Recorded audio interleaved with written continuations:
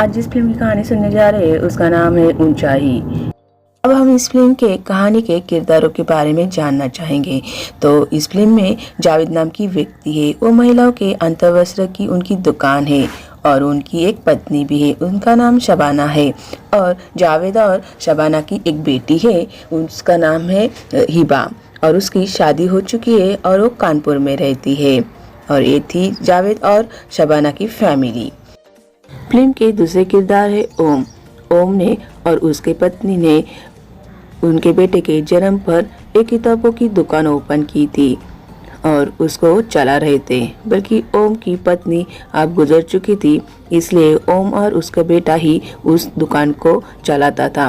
ये बहुत ही पुरानी किताबों की दुकान है, लेकिन उस जगह पर मॉल का मालिक वहाँ पर मॉल बनाना चाहता है, इसलिए उसको ओम की किताबों की दुकान चाहिए थी।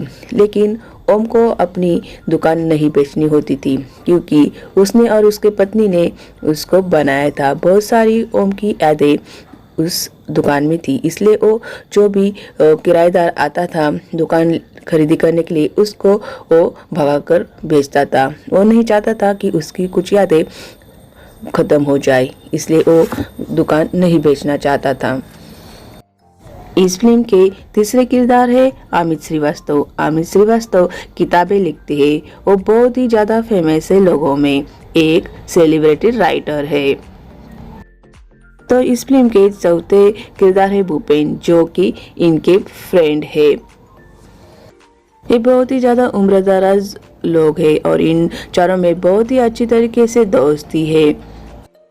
भूपेन की सालगिरह होती है, तो ये चारों फ्रेंड भूपेन के बर्थडे पर जमा होते हैं। ये तीनों फ्रेंड्स भूपेन के बर्थडे पर गाना गाते हैं और बहुत जमकर पार्टी करते हैं।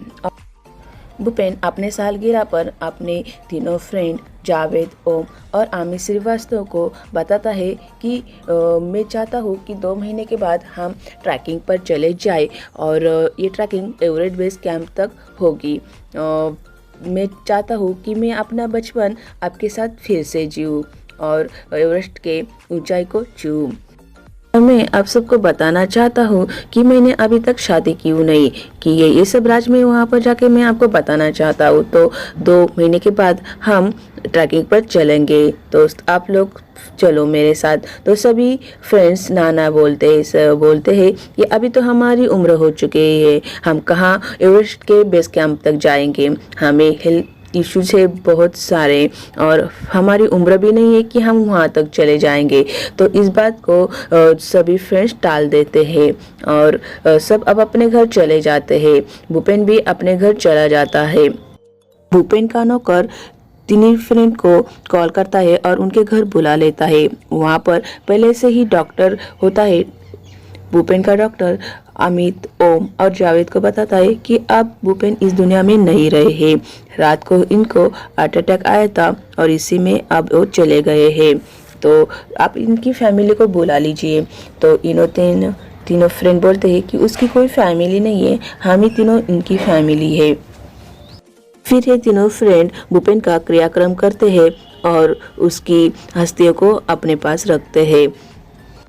शोक सभा पर भूपेन के घर सभी लोग आए हुए होते हैं। उसी वक्त अमित श्रीवास्तव इधर उधर कुछ ढूंढ रहे होते हो, ऐसे ही वो भूपेन के कमरे में चले जाते हैं। तो वहाँ पर अमित श्रीवास्तव की कुछ किताबें रखी होती है, तो अमित श्रीवास्तव उस किताबों को देख रहा होता है। उनमें से कुछ पन्ने पलटता है तो उसको कुछ वहाँ पर मिलता है, तो वो उस चेकिंग करने लगता है कि एक क्या है। देखता है कि भूपेन ने उस वहाँ पर एवरेस्ट बेस कैंप के कुछ टिकट रखे हुए होते हैं और कुछ कविताएं होती है।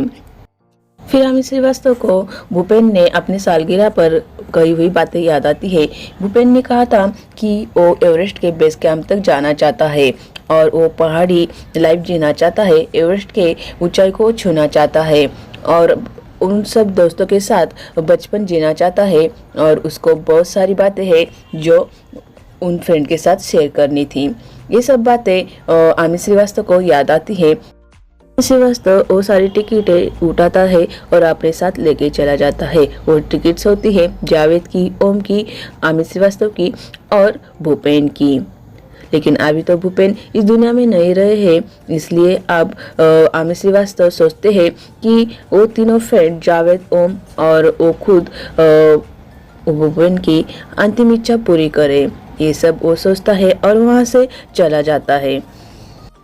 अमित श्रीवास्तव फिर अपना फ्रेंड जावेद और ओम को एक जगह पर बुलाता है और उन दोनों को बताता है कि मैं जब भूपेन के कमरे में गया तो मुझे एवरेस्ट के बेस कैंप के टिकट्स मिले।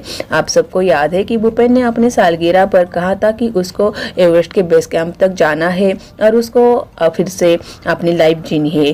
तो मैं इसको उसकी अंतिम इच्छा समझता हूँ और हम तीनों इसकी अंतिम इच्छा पूरी करेंगे।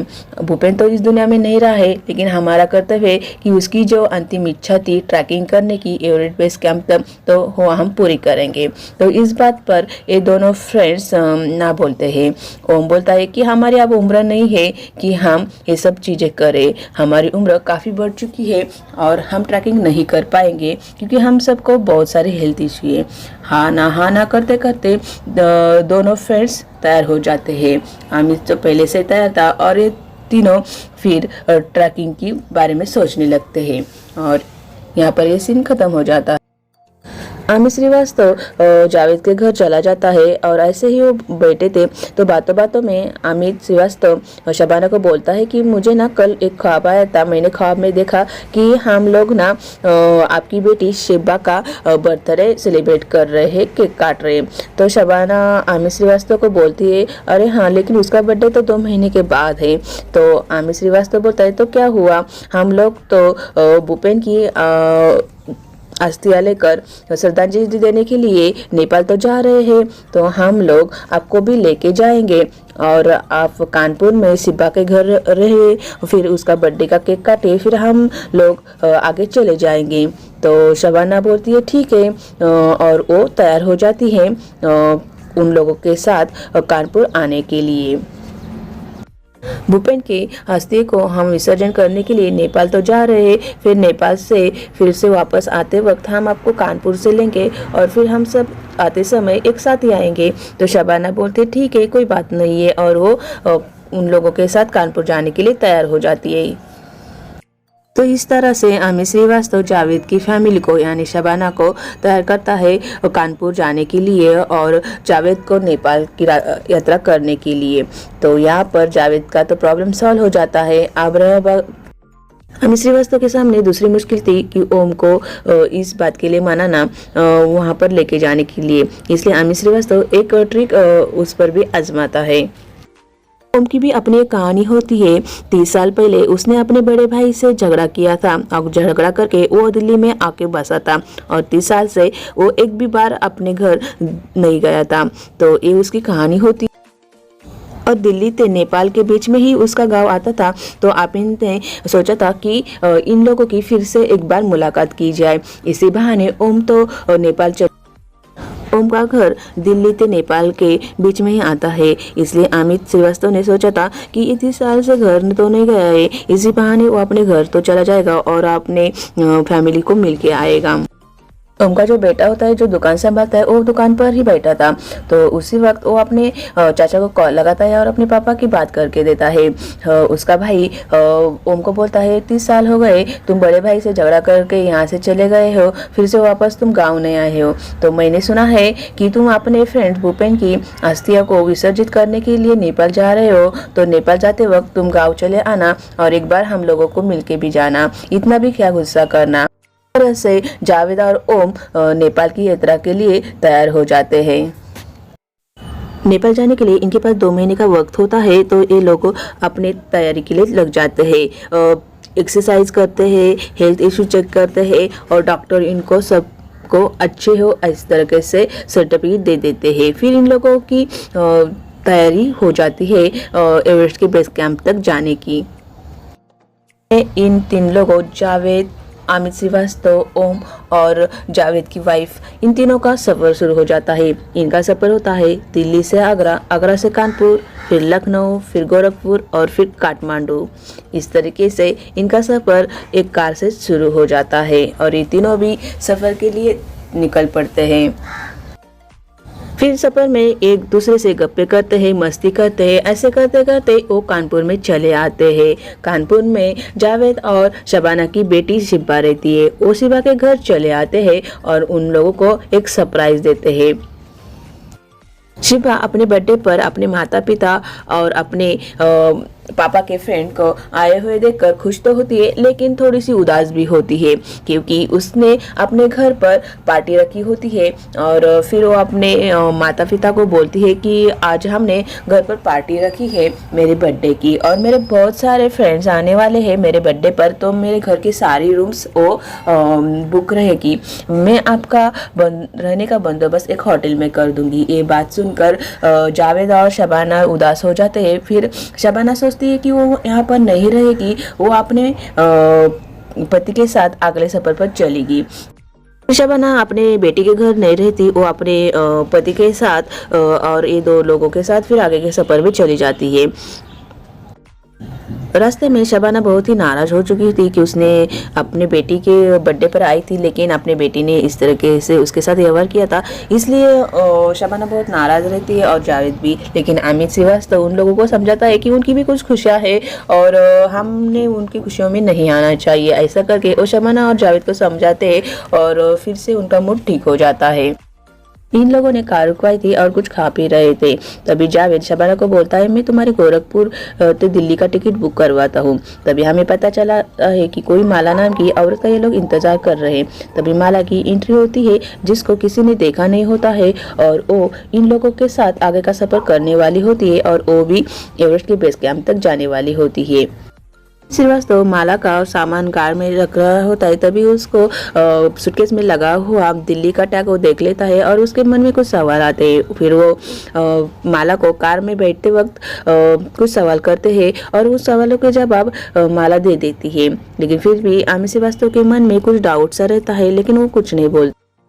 जावेद सफर में माला की बहुत ज्यादा तारीफ कर देता है। इसके वजह से शबाना का मूड ऑफ हो जाता है। फिर शबाना बोलती है कि मैं दिल्ली नहीं जा रही हूँ, मैं आप सबके साथ नेपाल तक आने वाली हूँ, और आगे का फिर उनका सफर शुरू हो जाता है।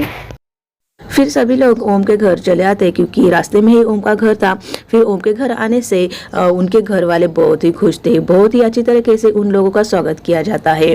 फिर ओम का बड़ा भाई चला आता है और फिर ओम को वो भला बुरा कहने लगता है। कहता है, तुम पैसे मांगने आए हो और तुम्हारी हिम्मत नहीं हो रही, इसलिए तुम अपने फ्रेंड्स को भी लेके आए हो। ओम उनको बोलता है कि नहीं ऐसा कुछ नहीं है भाई, मैं तो आप लोगों से मिलने के लिए आया हूँ।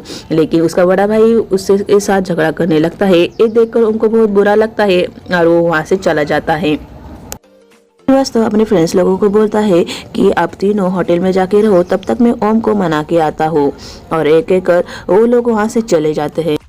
फिर अमित श्रीवास्तव ओम को समझाकर होटल में लेके आता है। वो सब लोगों ने एक होटल बुक किया था और वो एक होटल में रुके थे।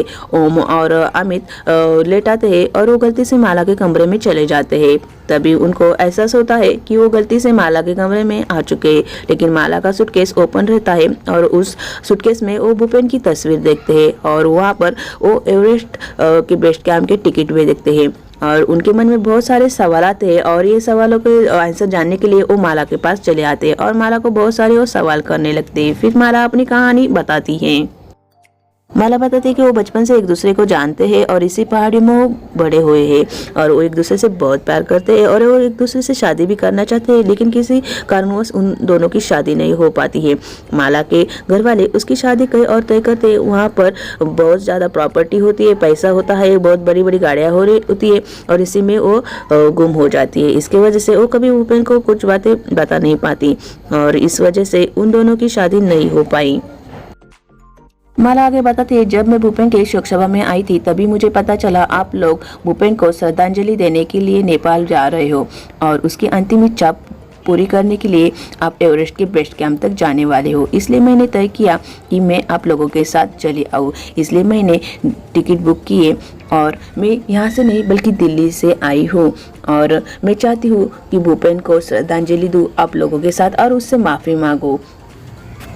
सब बातें शबाना सुन लेती है और उसको पता चलता है कि ये लोग भूपेन को श्रद्धांजलि देने के लिए नेपाल नहीं बल्कि एवरेस्ट के बेस कैंप तक जाने वाले हैं। और एवरेस्ट के बेस कैंप तक जाना मतलब कितना खतरनाक हो सकता है इस उम्र में इन लोगों के लिए। इसलिए वो जावेद को मना करती है कि तुम नहीं जाने वाले, तुम मेरे साथ दिल्ली चलोगे अभी के अभी। तभी रात का टाइम होता है और उस वक्त दिल्ली जाने वाली कोई भी फ्लाइट नहीं होती है, इसलिए शबाना उस रात वहाँ पर रुक जाती है। फिर अगले दिन वो जावेद को लेकर दिल्ली जाने के लिए सोचती है और वो जावेद को लेकर कार में बैठ जाती है।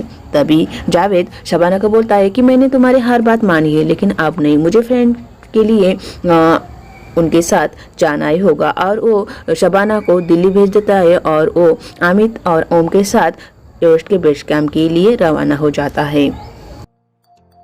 का सफर शुरू हो जाता है। फिर इन लोगों की जो कैप्टन होती है वो होती है परिणीति चोपड़ा। वो इन लोगों को मार्गदर्शक करने वाली होती है और वो इन लोगों को एवरेस्ट के बेस कैंप तक लेके जाने वाली होती है। इन लोगों का सफर शुरू हो जाता है। इसी में लोग एक तूफान में फंस जाते हैं, बहुत ज़्यादा बर्फ पड़ने लगती है और बहुत ज़्यादा ही तूफान होता है। इसी टाइम अमित श्रीवास्तव गुम हो जाते हैं और सभी लोग उनको ढूंढने लगते हैं कि अमित श्रीवास्तव गए कहाँ है। और ऐसे में माला उनको ढूंढती है और उनके पास जाकर उनको बुलाती है, अमित जी आप यहाँ पर क्या कर रहे हैं, चलिए लोगों के साथ। तभी अमित श्रीवास्तव माला को पहचानने से इनकार कर देते हैं। में अमित श्रीवास्तव की बीमारी के बारे में पता चलता है कि उनको लोगों को भूलने की बीमारी है। अगर उन्होंने गोलियां नहीं खाई तो वो लोगों को भूल जाते हैं। और इसी टाइम पर उनकी गोलियां खत्म हो चुकी थी, उन्होंने गोलियां नहीं खाई थी, इसलिए वो लोगों को भूलने लगे थे और इसलिए उन्होंने माला को पहचानने से भी इनकार किया था। ये सब बातें डॉक्टर इन लोगों को बताता है। फिर परिणीति जो इनकी गाइड्स होती है, मार्गदर्शक होती है, वो इन लोगों को बताती है कि अमित श्रीवास्तव की तबीयत बहुत खराब है, इसलिए वो आगे का सफर नहीं कर सकते। वो यहाँ से फिर से नेपाल तक चले जाएंगे और आगे का सफर हम लोग तय करेंगे। लेकिन ये बात सुनकर अमित श्रीवास्तव को बहुत बुरा लगता है। फिर मिलकर बहुत ज़्यादा मेहनत करते हैं और अमित श्रीवास्तव को आगे के सफ़र के लिए तैयार करते हैं। इनकी तैयारी देखकर फिर परिणीति इन लोगों को मान जाती है और फिर अमित श्रीवास्तव को आगे के सफ़र के लिए हाँ बोल देती है और इन लोगों का फिर से सफ़र शुरू हो जाता है।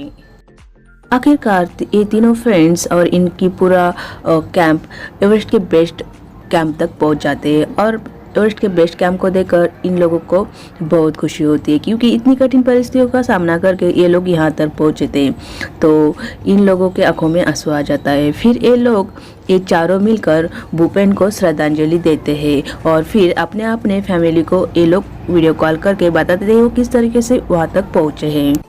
फिर अंत में ये लोगों को लेने के लिए हेलीकॉप्टर आता है और हेलीकॉप्टर में बैठकर ये लोग फिर से वहाँ से दिल्ली की तरफ निकल जाते हैं और यहाँ पे ये फिल्म ख़त्म हो जाती है।